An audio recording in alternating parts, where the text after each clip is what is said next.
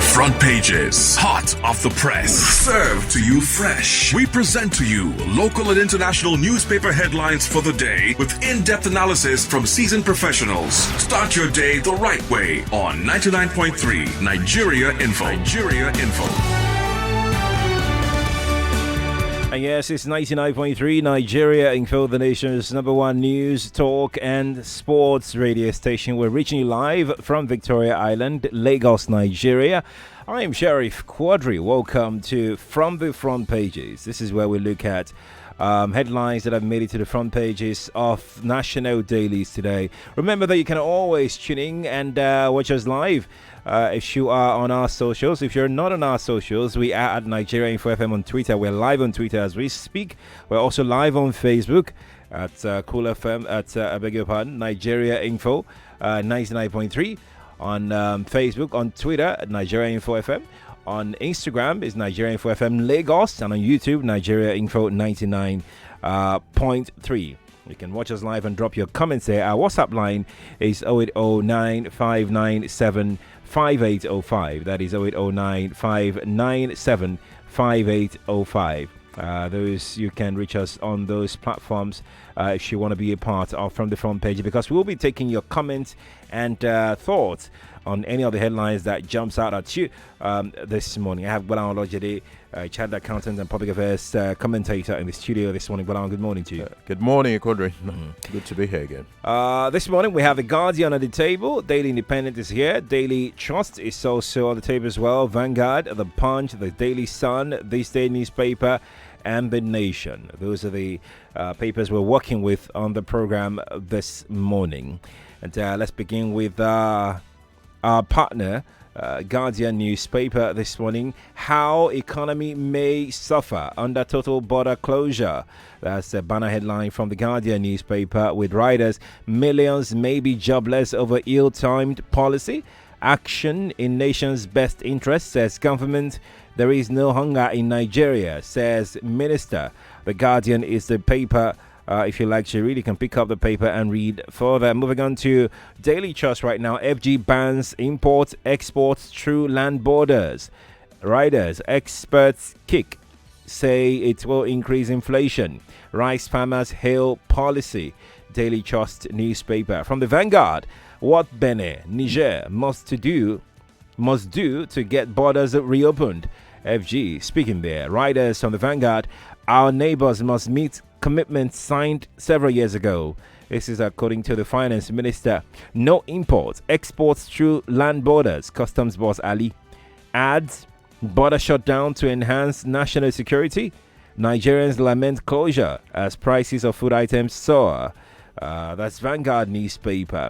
The Punch has similar headline this morning. Customs ban exports, imports via land borders indefinitely. The Punch for you. From Daily Sun, banner it is. As Pakistanis, South Koreans are deported, FG orders total border closure. Rider joint security operatives seize 1.4 billion naira item, says Customs Controller General. Daily Sun is the paper. If you like to read more on that report, you can pick it up. And yes, let's look at The Nation with a banner. Why borders won't reopen for now by federal government. Rider, illegal arms, dangerous drugs no longer come in. The Nation. Well, it seems we have moved away from partial border closure to complete border closure. Correct. It's a sign of desperation in a way. Apparently, when we did the partial border closure, there were certain expectations that we had, and those expectations were not being met. So we felt, okay, we should just go total to achieve whatever these specific goals were.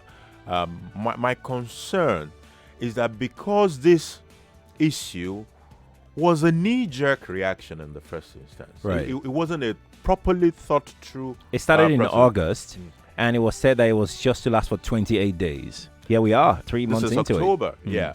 So it wasn't something that was properly thought through and planned. So when you do knee-jerk reactions like that, you're bound to have certain reactions that you did not anticipate.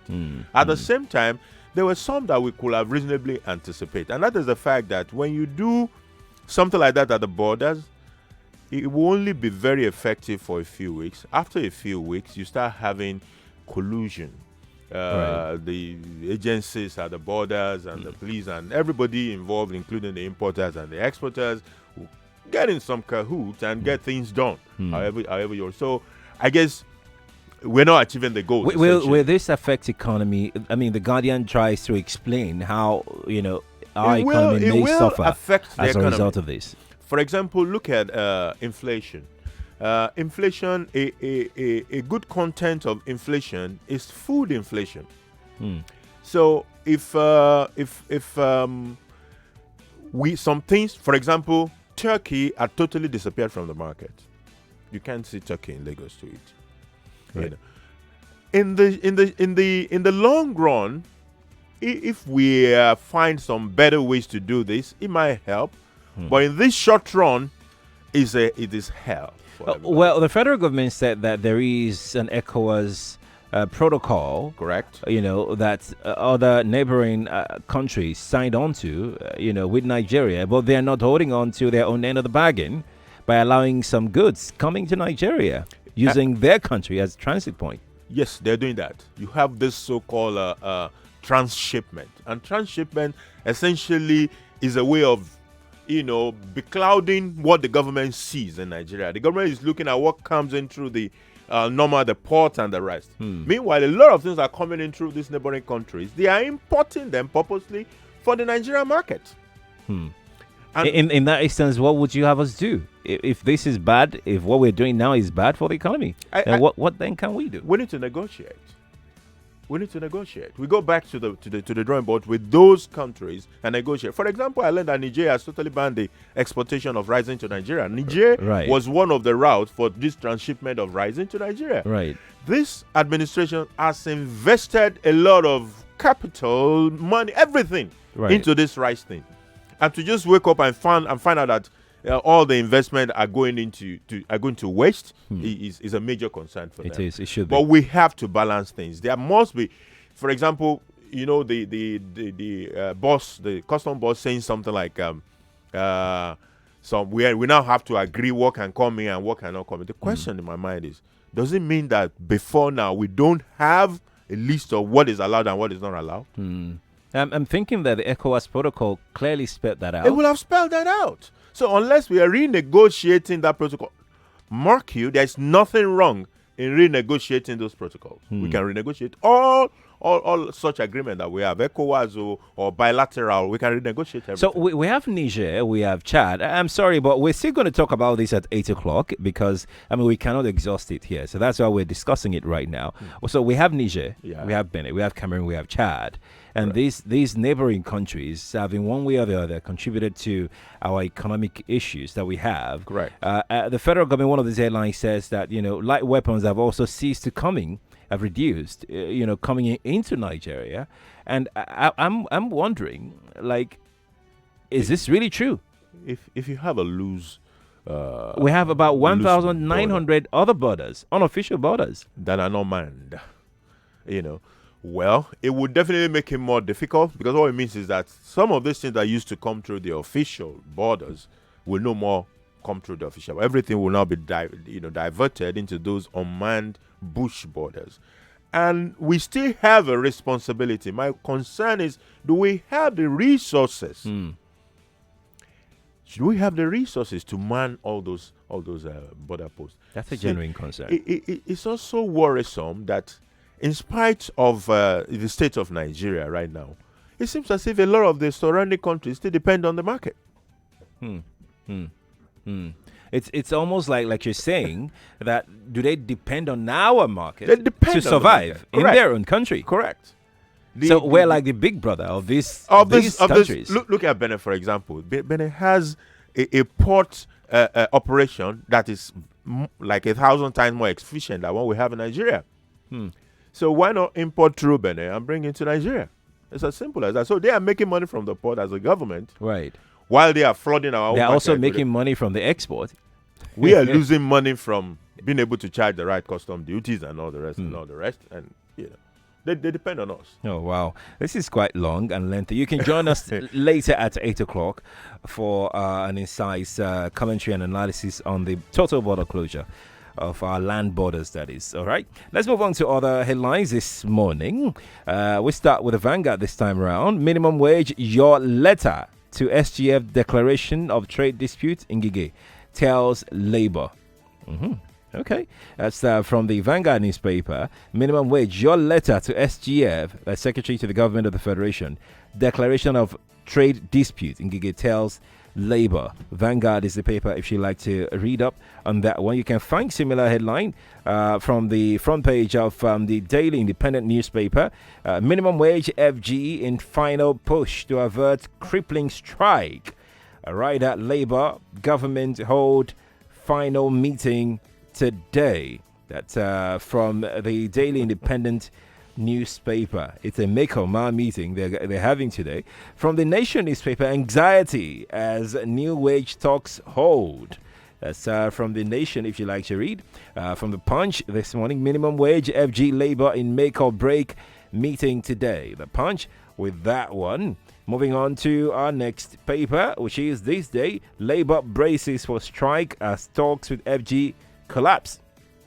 They've not even had it. Well, okay. Anyways, that's the way this day has it. I don't know which talk this day is referring to. Maybe they're living in the future or something. Well, the writer goes, parties to hold decisive talks today. That's the writer. I think the date for the takeoff of the strike is tomorrow, right? It's tomorrow. Yeah. From the Guardian newspaper, FG Labour resume minimum wage talks today. Labour is saying that this talk will not stop them from mobilizing,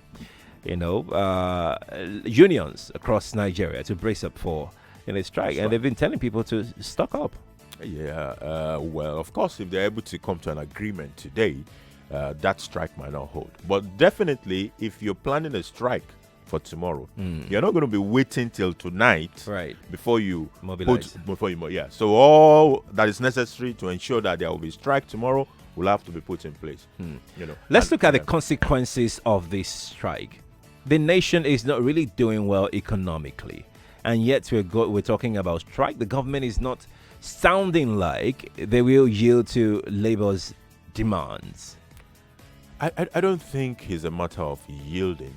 I think it's more of yielding if it's mutual to reach an agreement, because the main problem seems to be the money thing. Right. And it's not enough to say, okay, we can go, okay, I will do it. And then when it comes to actually doing, you are unable to do. I think both parties should find a midpoint that they can say, okay, comfortably, this is it. And maybe they might even say, okay, if we agree this with you this time around, in another 1 year or 2 years, we will be coming back, and this is what we're looking at. Well, when they get to that bridge, they will cross it. But for now, I think it's important that we solve that problem so that we don't have to go on the strike. Every time we do that, the economy loses billions. Right. We don't have that much. So why are we? Can we pay this consequential salary adjustment that Labour is asking for? If we have the funding for it, why not? Do we have the funding for it, Gbolahan? A 10 trillion naira budget doesn't sound very good to me. I don't know why I'm always tempted to use South Africa as an example. The budget size of South Africa is over 40 trillion naira, for crying out loud. And that is 60 million people. We have 200 million people here, and there are the budget of 10 trillion naira. What can he do? There's an African saying that says, it's difficult to share 2 drumsticks of a chicken between 3 elders. It's very difficult. Right, indeed. Let's quickly move on to our next story this morning as we paddle along on the program. Yeah, that's right. Our next one is what made this particular headline broke yesterday, and it shook the entire country. Police uncover center with 300 inmates in Katsina. You could see the caption, the picture of the inmates and the owner of that center. It's a Punch newspaper if you like to read. Police uncover center with 300 inmates in Katsina. That's on the front page of the Punch newspaper. Front page, The Nation. Fake Islamic Center found in Dora. 300 students rescued. The Nation for you, if you like to read. You can pick up the paper. Daily Independent. Center where children are sodomized, chained, uncovered in Katsina. Daily Independent. From Daily Trust, police shut down another Quranic school. Arrest cleric. Daily Trust is a paper.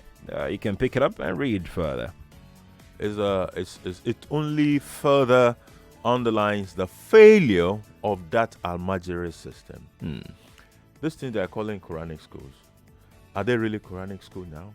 Maybe they were some years ago. I learned that this particular one has been in existence for like 40 years. For like 40 years, right? So, and meanwhile, when you look at that Almajiri system, there was a time when it was funded. There was a structured funding through the government for that education. And over the years, that funding has been cut off. These places have become like prisons, and the owners are like lords, meting out justice as they so desire, chaining people, designing who to be chained, who to be sodomized, and who to be caned, and it is horrible. There was one, I think about a month ago, was that in Kaduna or something? It shows that there are a lot of them all over northern Nigeria, right? And I think the authorities need to go seriously after if you talk to the people. Are they unknown places? I mean, for instance, this one uncovered. It's not. Recently, No, this is Daura. This is Daura. So it's been on for 40 years. So apparently these places are not unknown. They are not unknown. They are known places, and they're still operational.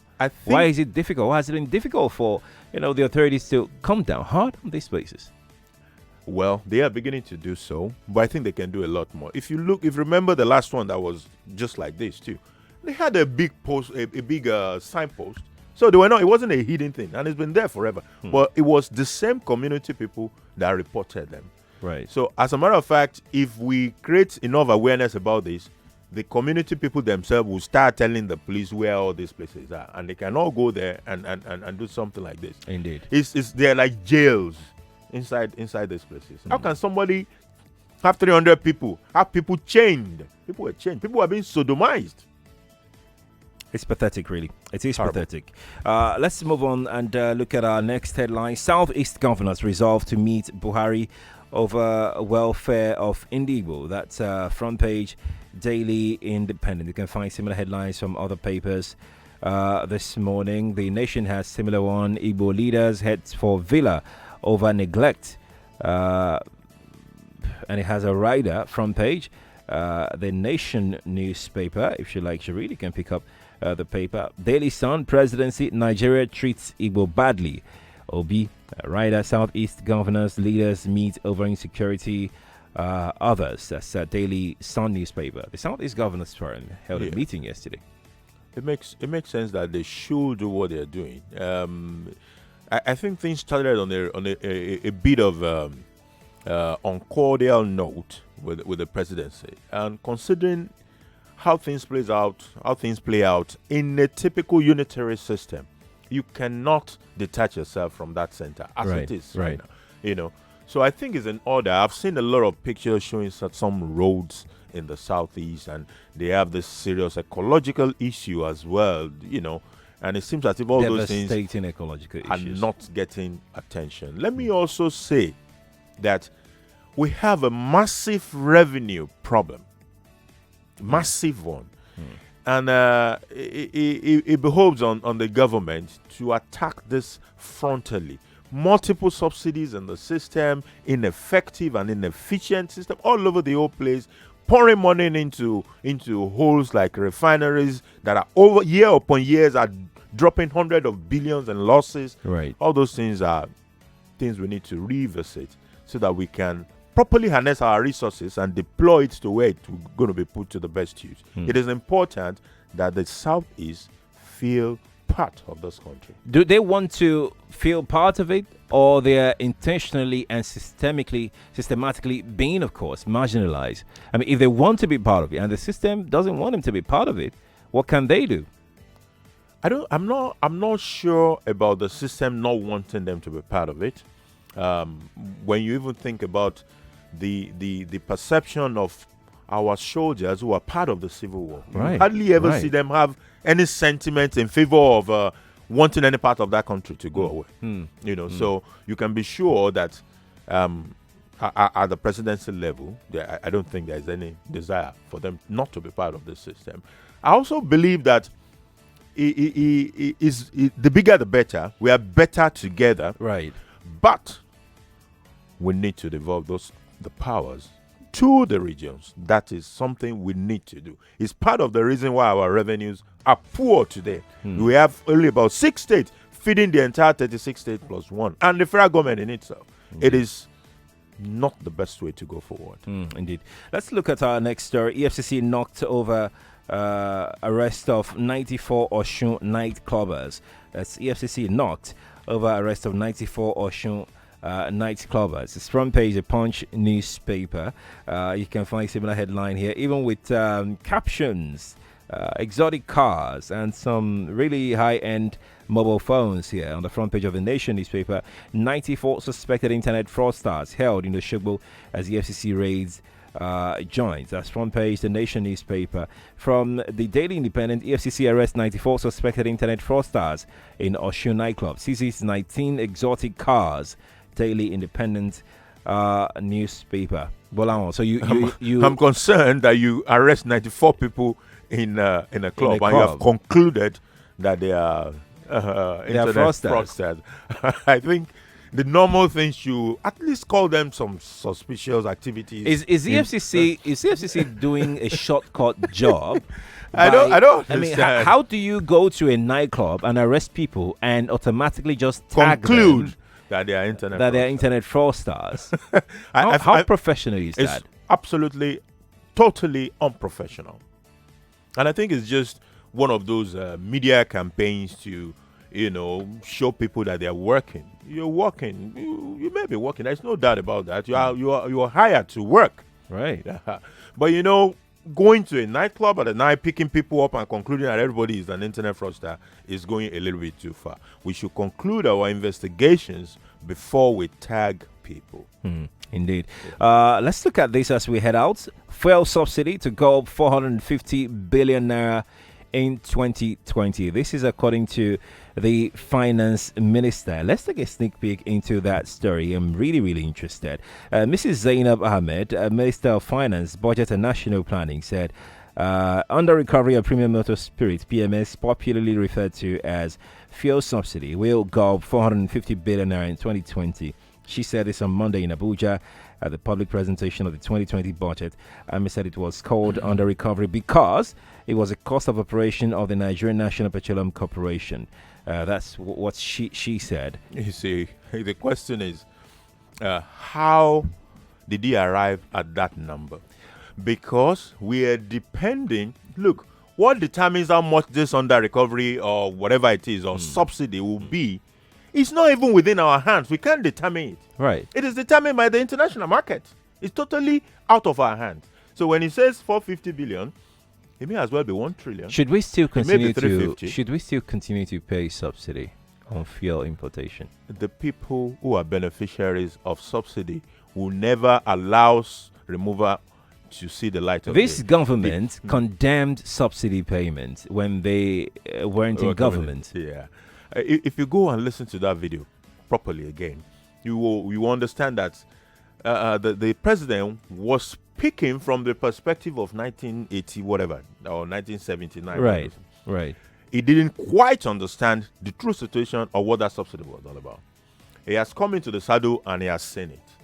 The political will, two very serious things. The political will to remove it is not there. Two, the beneficiaries of the black hole that subsidy represents will continue to fight tooth and nail to ensure that it is not removed. It's a black hole, and it's a huge scam. For how long should we continue to pay this? Well, I think it's beginning to hit home. When 200 million people are posting a budget of 10 trillion, you know there's a problem. And even the 10 trillion, we don't know how much in revenue we're actually going to be able to realize. We are handicapped. We are like beggars.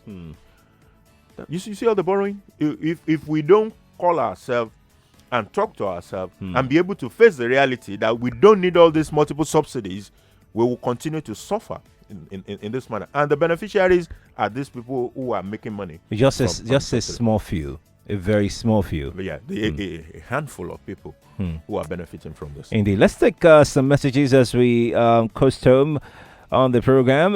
This, you didn't put your name, and he said on WhatsApp, he said, the border closure is a plus to Nigeria economy, but the federal government should have given time limit to whoever is doing inter-border transactions, so that they will adjust their activities.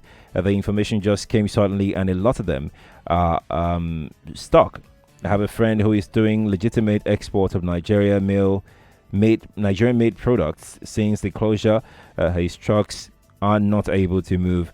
They are not able to even offload. Some trucks also have perishable goods that have not gone bad. I'm just trying to edit as I go along. Well, thanks for sending in that one. Charles says, good morning. I have a challenge with your news analysis crew vis-a-vis your analysts. You make analysis on the faces of the cover story without reading the full stories. Most times you are skewed to personal sentiments by miscarrying the true information. I'm just trying to, edit as we go along. I want to see where you're going with this. Yes, I will answer. We tend to be frustrated by listening to your analysis. However, Quadry tried to moderate them by giving direction to the discourse. Okay, Charles, in case you don't know, you've not mentioned any news story headline. And in case you don't know, our analysts actually do read these stories before we come on air. So they are professionals. They are seasoned analysts, as a matter of fact.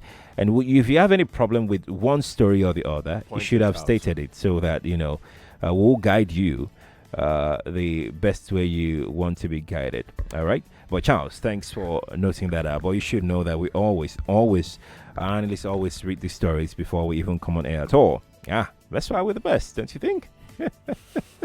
Gbolahan, Olojede, thank you for coming on from the front pages. Yeah, it's good. Thanks for having me. All right, then. When we return, we have a major discussion coming up. The closure of Nigerian borders is coming up at 8. Stick around. We'll be streaming live on Facebook, on Twitter, and of course on YouTube. You can join our conversation on those platforms as well. I am Sheriff Quadry. We'll be back in a moment. Stay here. More talk, news, and sports after this.